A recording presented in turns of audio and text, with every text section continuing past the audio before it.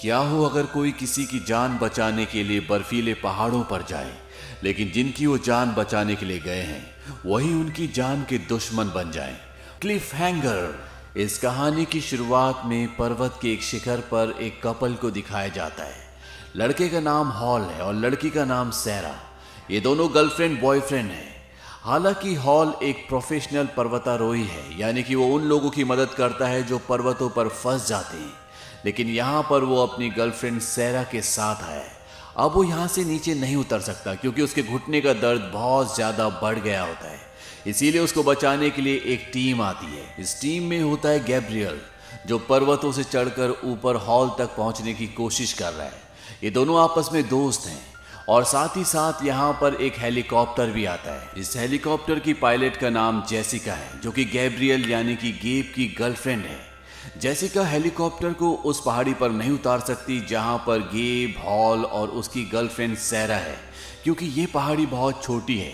इसीलिए उसे सामने की पहाड़ी पर हेलीकॉप्टर उतारना पड़ता है और वो उस पहाड़ी तक जहाँ पर ये तीनों हैं वहाँ तक लोहे की एक वायर भेजती है ताकि ये उस वायर के जरिए उस पहाड़ी तक आ जाए जहां पर हेलीकॉप्टर है। सबसे पहले हॉल वायर के जरिए उस पहाड़ी तक पहुंच जाता है जहां पर हेलीकॉप्टर है। इसके बाद सैरा जाती है और जब सैरा वायर के बीचों बीच होती है तभी उसकी बेल्ट खुल जाती है और वो उस वायर पर लटक जाती है। नीचे 4000 फुट गहरी खाई है। अगर वो नीचे गिर गई तो उसका बचना नामुमकिन है। गेब जल्दी जल्दी सैरा तक पहुंचने की कोशिश करता है। हालांकि हॉल उसे ऐसा करने से मना करता है। वो कहता है कि 2 लोगों का ये रस्सी भार नहीं उठा सकती। लेकिन गेब उस तक पहुंच जाता है और जैसी उसकी बेल्ट पूरी तरह से खुलती है, गेब सैरा का हाथ पकड़ लेता है। वो उसे ऊपर खींचने की कोशिश करता है, लेकिन सैरा के हाथ में जो ग्लव्स होता है वो धीरे धीरे फिसलना शुरू हो जाता है और गेब सैरा को ऊपर नहीं खींच पाता और वो 4000 फीट नीचे गिर जाती है। और इस बात से हॉल को, जेसिका को, गेब को, सबको बहुत दुख होता है क्योंकि वो सैरा को नहीं बचा पाए। गेब के अंदर इस बात का गिल्ट आ जाता है और वो रेस्क्यू टीम की जॉब छोड़कर यहाँ से चला जाता है। 8 महीने बीत जाते हैं और गेब एक बार फिर से वापस इसी हिल स्टेशन पर आता है ताकि वो अपना सामान यहाँ से ले जा सके और साथ ही साथ जेसिका को भी वो अपने साथ मनाकर यहाँ से हमेशा के लिए ले जाए क्योंकि वो उससे प्यार करता है। वहीं दूसरी तरफ यूएस गवर्नमेंट के एक डिपार्टमेंट को दिखाया जाता है जहां पर पुराने नोटों को नष्ट करके नए नोट बनाए जाते हैं और इसके बाद यहां से नोटों को इंटरनेशनल बैंक्स तक पहुंचाया जाता है। और आज इन्हें डॉलर से भरे हुए 3 बड़े बड़े बैग यहां से बैंक्स तक पहुंचाने हैं। इनके अंदर $10 मिलियन हैं और ये हवाई जहाज से यहाँ से इन डॉलर्स को लेकर जाएंगे। इस टीम का जो हेड होता है उसका नाम रिचर्ड होता है और आज इनके साथ FBI का एक एजेंट भी है।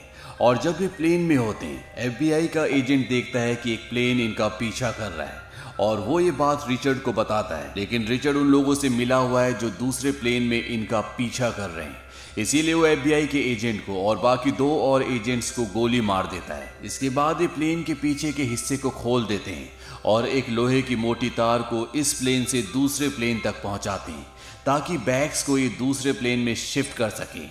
और जब ये ऐसा कर रहे होते हैं तो रिचर्ड ने जिस FBI के एजेंट को गोली मारी थी वो अभी भी जिंदा होता है। वो दूसरे प्लेन के लोगों पर गोलियां चला देता है। रिचर्ड पहले इस प्लेन से दूसरे प्लेन में जा चुका होता है और जाने से पहले उसने इस प्लेन में बॉम्ब भी लगाया था ताकि सारा काम होने के बाद यहाँ पर ब्लास्ट हो जाए और किसी को इस डकैती के बारे में कुछ पता ना चले। सब यही सोचें कि ये एक प्लेन क्रैश है। लेकिन यहाँ पर FBI के एजेंट की वजह से इन तक बैग टाइम पर नहीं पहुँचते और यहाँ पर बॉम्ब ब्लास्ट हो जाता है, जिस वजह से इनके तीनों बैग्स जो अभी भी तार में झूल रहे होते हैं वो नीचे पहाड़ियों पर गिर जाते हैं जहां पर चारों तरफ बर्फ है। लेकिन इनके पास ऐसा डिवाइस होता है जिससे ये उन बैग्स को ट्रैक कर सकते हैं। अब FBI एजेंट ने इनके प्लेन पर गोलियां चलाई थी जिस वजह से इनके फ्यूल टैंक में छेद हो गया था और इनके प्लेन में अब फ्यूल खत्म हो रहा है। इसीलिए इनका प्लेन भी उन्हीं पहाड़ियों पर क्रैश हो जाता है। हालांकि इनमें से किसी की भी जान नहीं जाती, लेकिन अब ये सब के सब इन बर्फीली पहाड़ियों पर फंस चुके हैं। इनके पास एक रेडियो होता है और ये रेडियो से यहाँ की बचाव टीम से संपर्क करने की कोशिश करते हैं और इनका संपर्क हो जाता है। इनकी बात हॉल से होती है जो बचाव टीम में काम करता है और ये हॉल को बताते हैं कि हम 5 लोग पहाड़ियों पर फंस चुके हैं, हमें मदद की ज़रूरत है। और ये हॉल को वहाँ की पहाड़ियों का डिस्क्रिप्शन देते हैं। हॉल समझ जाता है कि ये कहाँ पर है और अब उसे पहाड़ियों के रास्ते ऊपर जाना होगा, क्योंकि मौसम बहुत ज़्यादा ख़राब होता है, ये हेलीकॉप्टर के ज़रिए नहीं जा सकती। हॉल यहाँ के लिए निकल पड़ता है। जेसिका गेब के पास जाती है, जो अभी भी यहीं होता है, और वो कहती है कि हॉल अकेले कुछ लोगों को बचाने के लिए गया है। मौसम बहुत ज़्यादा ख़राब है और इन पहाड़ियों को तुमसे अच्छा कोई नहीं जानता। तुम्हें हॉल की मदद करने के लिए जाना चाहिए। गेब ऊपर नहीं जाना चाहता, क्योंकि उस हादसे के बाद वो पूरी तरह से टूट चुका है। वो अपने आप को सैरा की मौत का कारण समझता है। हालांकि जेसिका उसे समझाती है कि तुमने उसे बचाने की कोशिश की थी और अगर तुम ऐसा नहीं करते तब भी वो नीचे गिर जाती, लेकिन शायद गेब किसी की बात नहीं समझना चाहता। गेब वहां से चला जाता है और जब हाल पहाड़ियों पर चढ़ रहा होता है तो वो देखता है कि वहां पर गेब भी होता है। हाल गेब से बहुत ज्यादा नाराज होता है, क्योंकि उसे लगता है कि उसकी गर्लफ्रेंड की मौत का कारण वही है। गेब कहता है कि मैं जानता हूं कि तुम मुझसे नाराज हो, लेकिन मुझे यहाँ पर जेसिका ने भेजा है। हॉल कहता है कि अब मैं तुम्हें वापस भेज रहा हूँ, तुम चले जाओ, मुझे तुम्हारी मदद की जरूरत नहीं है। लेकिन गेब वापस नहीं जाता और ये दोनों पहाड़ियों से ऊपर चढ़ना शुरू कर देते हैं। वहीं वो लोग जिन्होंने इन्हें यहाँ पर झूठ बोलकर बुलाया है, वो सब के सब इनका इंतजार कर रहे होते हैं और वो देख लेते हैं कि 2 लोग उन्हें बचाने के लिए आ रहे हैं। और जैसे ही दोनों वहां पहुंचते हैं तो वो लोग इन्हें पकड़ लेते हैं और यहाँ पर 5 नहीं बल्कि कई सारे लोग होते हैं। और इस पूरे मास्टर प्लान का जो लीडर होता है उसका नाम होता है एरिक क्विलन, जिसकी FBI को सालों से तलाश है। वो इन लोगों से पूछता है कि हेलीकॉप्टर कहाँ है। ये बताते हैं कि इस मौसम में हेलीकॉप्टर नहीं उड़ाया जा सकता। एरिक उन्हें बोलता है कि हमारे 3 बैग खो गए हैं और अब तुम लोगों को हमारी उन बैग्स को ढूंढने में मदद करनी होगी। हमारे पास एक यंत्र है जिससे हम उन बैग्स को ट्रैक कर सकते हैं। केप पूछता है कि उन बैग्स में क्या है। एरिक बताता है कि उसमें $10 मिलियन हैं और ये स्क्रीन पे 3 डॉट्स दिखाते हैं। ये 3 डॉट्स इस बात का प्रतीक है कि ये 3 बैग्स कहाँ पर हैं। दरअसल ये अलग अलग पहाड़ियों पर गिरे होते हैं। एरिक इनसे पूछता है क्या तुम इन जगहों को जानते हो? अगर तुम इन जगहों को नहीं जानते तो तुम्हें जिंदा रहने का कोई हक नहीं है। गेब बोलता है कि हम इन जगहों को जानते हैं और इसके बाद ये सब के सब पहले बैग की तरफ बढ़ चलते हैं और ये उस पहाड़ी तक पहुंच जाते हैं जहां पर बैग है। दरअसल बैग पहाड़ के शिखर पर होता है और ये सब के सब संकरे रास्ते पर होते हैं। इनमें से कोई भी ऊपर नहीं जा सकता सिवाय हाल और गेब के अलावा। एरिक गेब को बोलता है कि तुम ऊपर उस बैग को लेने के लिए जाओगे। ये उसका पैर रस्सी से बांध देते हैं और साथ ही साथ उसके गर्म कपड़े भी निकलवा देते हैं ताकि वो यहाँ से भाग ना सके। और जब गेब ऊपर जा रहा होता है तो हाल उसे कहता है कि तुम ऊपर से भाग जाना। गेब उसे कहता है क्या तुम ऐसा करते? और इसके बाद गेब ऊपर पहाड़ी की चोटी पर पहुंच जाता है जहां उसे वो बैग मिलता है। और जब गेब उस बैग को खोलता है तो वो बैग डॉलर से भरा होता है और साथ ही साथ इसमें एक ट्रांसमीटर भी होता है। नीचे एरिक अपने आदमियों से बोलता है कि जैसे वो नीचे आए उसे मार देना, हमें 2 लोगों की जरूरत नहीं है। और जब हाल ये सुनता है वो नीचे से गेब को आवाज लगाता है कि तुम नीचे मत आना, ये तुम्हें मार देंगे। एरिक अपने आदमियों को बोलता है कि रस्सी खींचो और अब सब के सब रस्सी खींचना शुरू कर देते हैं। लेकिन इससे पहले कि गेब रस्सी के साथ नीचे आकर गिर जाता, वो उस रस्सी को काट देता है। एरिक अपने आदमियों को गोलियां चलाने के लिए कहता है। वो सब के सब गोलियां चलाते हैं जिससे यहाँ पर स्नो स्लाइड होना शुरू हो जाता है और बहुत सारी बर्फ ऊपर से गिरना शुरू हो जाती है। गेब उस पैसों से भरे हुए बैग को ऊपर से नीचे फेंक देता है और जब एरिक हवा में उड़ते हुए डॉलर्स को देखता है तो वो हॉल को कहता है कि तुम्हारा दोस्त बहुत महंगी मौत मरा है। उन्हें लगता है कि गेब मर चुका है, लेकिन गेब अभी भी जिंदा होता है। साथ ही साथ यहाँ पर हाल को बार बार जेसिका का कॉल आ रहा है क्योंकि वो एक पायलट है और वो उसकी स्थिति जानना चाहती है। एरिक उसे बोलता है कि बोल दो कि वो एक झूठा कॉल था, यहाँ पर कोई भी नहीं है। और हाल जेसिका को ऐसे ही बोलता है। वो कहता है कि वो एक झूठा कॉल था, यहाँ पर कोई भी नहीं है, लेकिन मैं आज नीचे नहीं उतर पाऊंगा क्योंकि यहाँ पर बहुत जोर से तूफान चल रहा है। मैं यहीं पर शेल्टर लूंगा और कल सुबह मैं नीचे उतरूंगा। लेकिन जेसिका को शक हो जाता है क्योंकि जिस पहाड़ के बारे में उसे हाल ने बताया था वो उस पहाड़ पर नहीं बल्कि किसी दूसरे पहाड़ पर लोगों को बचाने के लिए गया था। और वो समझ जाती है कुछ ना कुछ गड़बड़ है और वो अपने को पायलट को बोलते कि तुम मुझे पश्चिमी पहाड़ियों तक ले जाओ, उस तरफ हवाएं बहुत कम होती है, वहां तक हम हेलीकॉप्टर से जा सकते हैं और वहां से आधे घंटे की दूरी पर डगलस पहाड़ है। अगर हाल अकेला है, वो सुरक्षित है, तो डगलस पहाड़ पर ही शेल्टर लेने के लिए यानी कि आसरा लेने के लिए जाएगा। और अब जेसिका को उसका को पायलट पश्चिमी पहाड़ियों पर छोड़ देता है। वहीं दूसरी तरफ ये दिखाया जाता है कि गेब पहाड़ियों पर बिना गर्म कपड़ों के चढ़ रहा है। यहाँ पर तूफानी बर्फीली हवाएं चल रही है और वो डगलस पहाड़ तक पहुंच जाता है, जहां पर एक घर है जहां ये सब पनाह लेते हैं। और जैसे वो दरवाजा खोलता है, अंदर जेसिका होती है। वो गेब की हालत देखकर हैरान हो जाती है। वो कहती है तुम्हें क्या हुआ? गेब उसे पूरी सिचुएशन बताता है। वो कहता है कि यहाँ पर प्लेन क्रैश हुआ था और उन लोगों के 3 बैग्स खो गए जिनमें पैसे हैं और उन्हें किसी भी हालत में वो बैग्स चाहिए, और एक बार उन्हें वो बैग्स मिल गए तो वो हॉल को मार देंगे। हमें उनसे पहले दूसरे बैग तक पहुंचना होगा। और वो जेसिका को कहता है कि सारी जरूरत की चीजें ले लो, और ये दोनों के दोनों उस दूसरे बैग की तरफ निकल पड़ते हैं। वहीं दूसरी तरफ हाल, एरिक, रिचर्ड और उनके जितने भी लोग होते हैं वो दूसरे बैग के आसपास होते हैं। रिचर्ड के मीटर में आता है कि बैग आसपास ही कहीं है, और जब वो उस बैग के पास पहुंचते, बैग को खोलते हैं तो उस बैग के अंदर सिर्फ $1 का नोट होता है और उस पर लिखा होता है वांट टू ट्रेड, यानी कि तुम सौदा करना चाहते हो।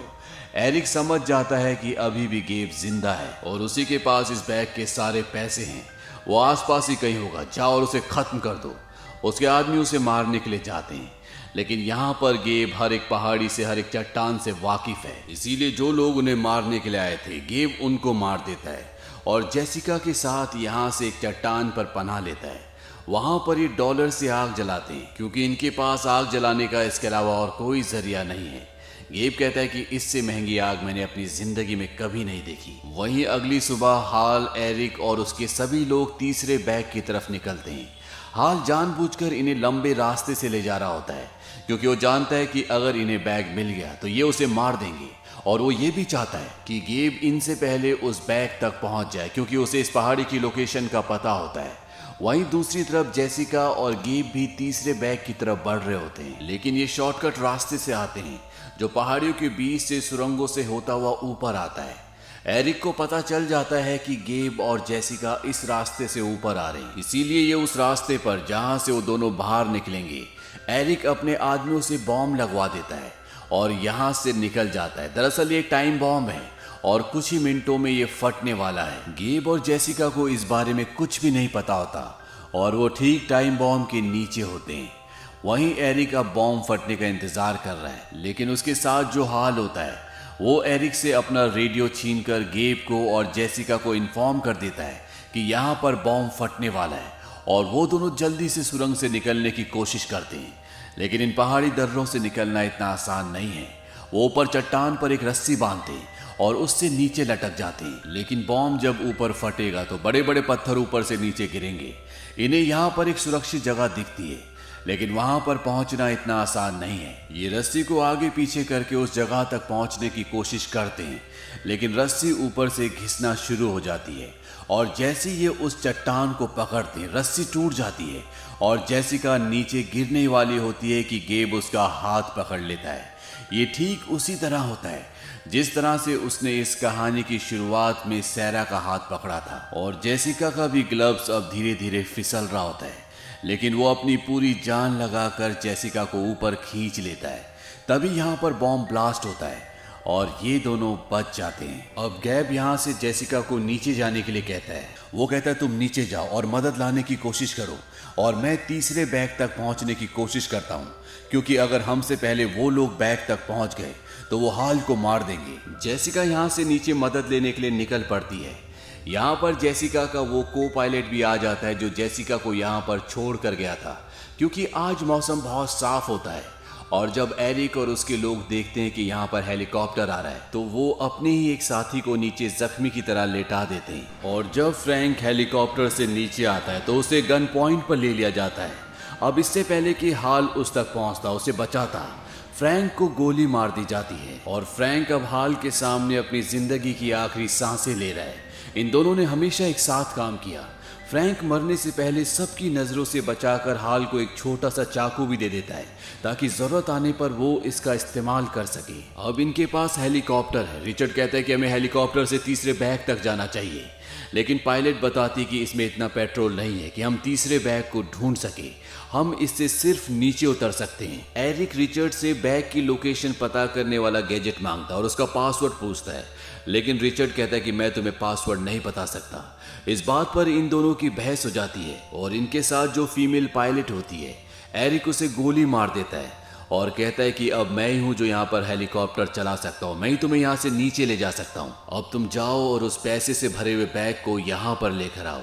और इसके बाद रिचर्ड, हाल और एक और आदमी, ये तीनों के तीनों बैग की तलाश में निकल पड़ते हैं। और जब ये बैग के आसपास ही पहुंच जाते हैं तो रिचर्ड बताता है कि बैग आसपास ही है। इनके साथ जो इनका तीसरा साथी होता है वो कहता है मैं इस हाल को अपने हाथों से खत्म करना चाहता हूँ। रिचर्ड बैग लेने के लिए निकल पड़ता है और यहाँ पर रिचर्ड का साथी हाल को मारना चाहता है, लेकिन इससे पहले कि वो उसे मारता, हाल के पास जो चाकू होता है वो उसके पैर के आर पार कर देता है और उसी की गन से उसको मार देता है। वहीं दूसरी तरफ रिचर्ड अब उस लोकेशन पर पहुंच जाता है जो गैजेट में ये बताती है कि बैग यहीं पर है, लेकिन बैग की लोकेशन राइट लेफ्ट हो रही होती है, यानी कि कोई बैग को राइट और लेफ्ट कर रहा है। रिचर्ड को कुछ भी समझ में नहीं आता और रिचर्ड देखता है कि वहां पर एक खरगोश है और बैग के अंदर जो सेंसर था, यानी कि जो ट्रैकिंग डिवाइस था, वो डिवाइस उस खरगोश के ऊपर बंधा हुआ है, क्योंकि गेब यहाँ से सारे पैसे ले गया और उस बैग के अंदर जो ट्रैकिंग डिवाइस था उसने खरगोश के ऊपर बांध दिया। इस बात से रिचर्ड पूरी तरह से परेशान हो जाता है और वो एरिक को कॉल करता है और उसे कहता है कि मैं बेवकूफ़ था जो मैंने तुम्हारे साथ काम किया, मुझे तुम्हारे साथ शामिल होना ही नहीं चाहिए था। चंद पहाड़ चढ़ने वालों ने हमें हरा दिया, वो सारा पैसा लेकर यहाँ से निकल गए। और जब वो उससे बात कर रहा होता है तो यहाँ पर FBI की टीम भी इन्हें ढूंढ रही होती है और वो रेडियो पर इनकी बातें सुन लेती है और अब उन्हें पता है कि ये सब कहाँ पर है और वो इन्हीं की तरफ बढ़ना शुरू करती है। वहीं दूसरी तरफ ये दिखाया जाता है कि रिचर्ड अब गेब का पीछा कर रहा है, वो उस पर कई गोलियां चलाता है, जिसकी वजह से गेब बर्फ के नीचे जो पानी होता है वहां पर फंस जाता है। रिचर्ड उसके ऊपर होता है, वो कहता है कि मेरी जीत हुई और तुम्हारी हार। और इससे पहले कि वो उसे गोली मारता, पानी के अंदर से गेब उसे गोली मारकर खत्म कर देता है और इस तरह से रिचर्ड का अंत हो जाता है।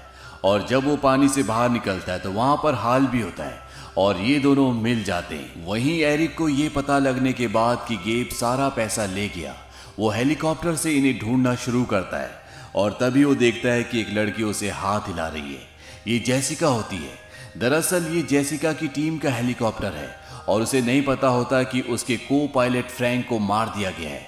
उसे लगता है कि इसमें फ्रैंक है, लेकिन इसमें एरिक होता है और एरिक उसे दूर से गन दिखाता है। जेसिका अपने हाथ ऊपर कर लेती है। अब जेसिका एरिक के कब्जे में है और वो रेडियो पर गेब को कॉल करता है और उसे कहता है कि तुम्हारी एक साथी मेरे कब्जे में है और अगर तुम्हें उसकी जान प्यारी है तो सबसे ऊंची पहाड़ की चोटी पर तुम पैसे लेकर आ जाओ। और जब गेब जेसिका की आवाज़ सुनता है तो वो उसकी बात मान जाता है और वो पहाड़ की सबसे ऊंची चोटी पर पैसे लेकर पहुंच जाता है।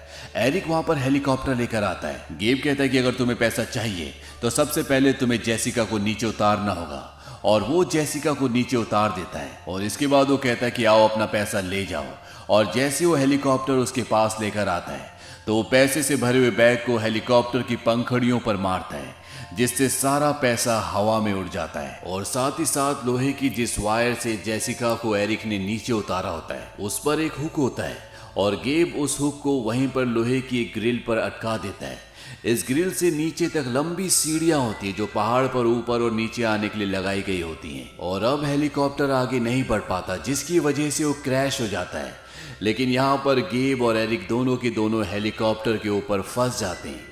इन दोनों के बीच में हाथापाई होती है और नीचे 4000 फीट गहरी खाई है और धीरे धीरे लोहे की वो सीढ़ियां जिस पर यह हेलीकॉप्टर अटका हुआ है वो नीचे खिसक रही होती है। लेकिन इससे पहले कि वो चट्टान से पूरी तरह से अलग होती, गेब वहां पर चट्टान को पकड़ लेता है और हेलीकॉप्टर चंद ही पलों में नीचे खाई में 4000 फीट नीचे गिर जाता है और इस तरह से एरिक का खात्मा हो जाता है। गेब अब ऊपर आ जाता है जहां पर जेसिका है जिससे वो प्यार करता है और साथ ही साथ हाल जो उसका पहले बहुत अच्छा दोस्त हुआ करता था, लेकिन सैरा की मौत के बाद वो उससे नाराज था।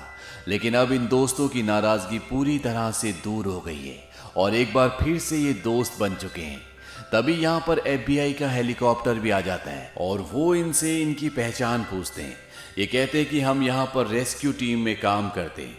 वो कहते तुम अपना यहाँ पे ध्यान रखो, हम जल्दी तुम्हारे लिए मदद भेजेंगे। और इसी के साथ ये कहानी, ये फिल्म यहीं पर खत्म हो जाती है। ये फिल्म सन 1993 में रिलीज हुई थी। IMDb पर इसकी रेटिंग है 6.4। इस फिल्म का बजट था $70 मिलियन और बॉक्स ऑफिस पर इसने कमाई की थी $255 मिलियन की। उम्मीद करते हैं कि ये कहानी आपको पसंद आई होगी।